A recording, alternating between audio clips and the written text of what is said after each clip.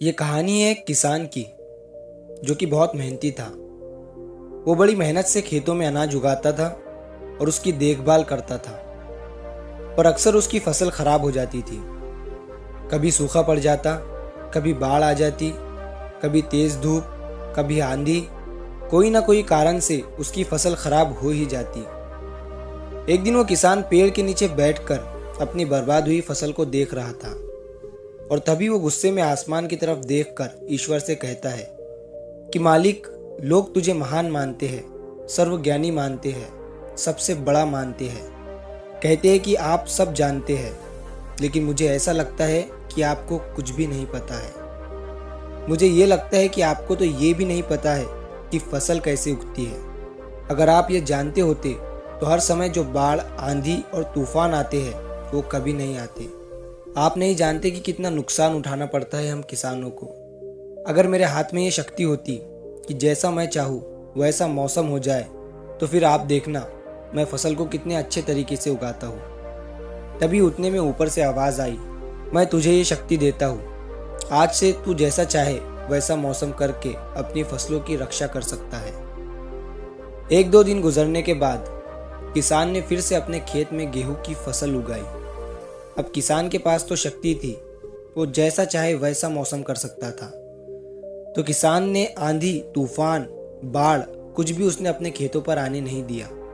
किसान ने अपनी फसलों को नष्ट होने से बचाया और उस साल उस किसान के खेत में ऐसी फसल हुई जो पहले कभी नहीं हुई थी। मन ही मन वो किसान बहुत खुश हो रहा था और साथ ही साथ ये सोच रहा था कि ईश्वर को बताऊंगा कि इसे कहते हैं शक्ति का सही इस्तेमाल।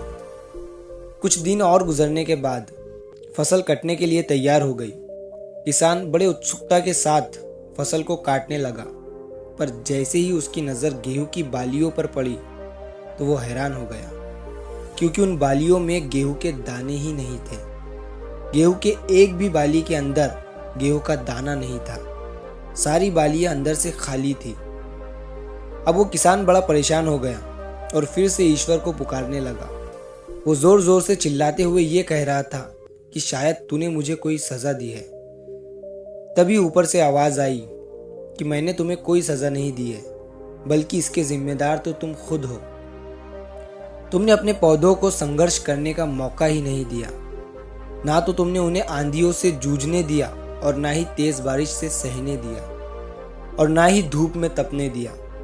एक भी चुनौती का सामना तुमने उन्हें नहीं करने दिया। इसीलिए सारे पौधे अंदर से खोखले रह गए। जब आंधी, तूफान, तेज बारिश और धूप पड़ती है, तभी ये पौधे संघर्ष करते हैं और इसी संघर्ष से ताकत पैदा होती है, जिसमें शक्ति होती है, ऊर्जा होती है और इसी संघर्ष से गेहूं का दाना बनता है। तूने उन्हें बुरे वक्त से गुजरने ही नहीं दिया जहां उनका जन्म होता। सारी बालियां इसीलिए खोखली रह गई क्योंकि तुमने अपने पौधों को संघर्ष कराया ही नहीं। सेम यही चीज दोस्तों हमारे साथ भी होती है। इस कहानी से हमें ये सीख मिलती है कि बुरा वक्त जो होता है, जिसे लोग संघर्ष कहते हैं, स्ट्रगल कहते हैं, यहीं से एक इंसान की ग्रोथ होती है। आपको पता होगा कि जब एक डायरेक्टर कोई मूवी बनाता है, तब वो डायरेक्टर सबसे डिफिकल्ट रोल अपने बेस्ट एक्टर को देता है। तो जब भी आपको ऐसा लगे कि आपकी ज़िंदगी में तकलीफ़ें हैं, बहुत ज़्यादा प्रॉब्लम्स है और आपकी किस्मत ख़राब है, तब खुश हो जाइए, क्योंकि उस ईश्वर ने ये सारी प्रॉब्लम्स आपकी ही लाइफ में क्यों दिया है। क्योंकि उसे पता है कि आप इन सब को पार करके आगे निकल सकते हो। और ज़रा सोच कर देखिए, अगर आपकी ज़िंदगी में कोई प्रॉब्लम ही ना हो, कोई संघर्ष ही ना हो, तब ज़िंदगी जीने में मज़ा ही नहीं आता है।